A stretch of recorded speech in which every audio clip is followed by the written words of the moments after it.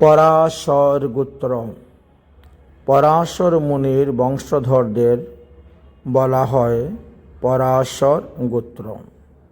তিনি ছিলেন বশিষ্ঠ মুনির পৌত্র, মানে ছেলের দিকের নাতি, যিনি ঋষি পুলস্ত্যর কাছে বিষ্ণু পুরাণ শ্রবণ করে তা মৈত্রী মুনির কাছে বর্ণন করেছিলেন। তার পুত্র ছিলেন মহাভারত রচয়িতা ব্যাসদেব। তাদের গোত্র কয়টি শ্রবণ করেন। প্রবর ঋষিরা ছিলেন বশিষ্ঠ, শাস্ত্রী, পরাশর। তাই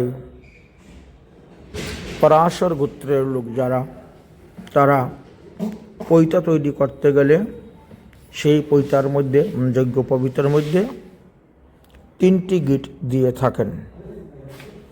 প্রত্যেকের গোত্র অনুসারে, প্রবর অনুসারেই সেখানে যজ্ঞ পবিত্রের মধ্যে গ্রন্থি দেওয়া হয়ে থাকে।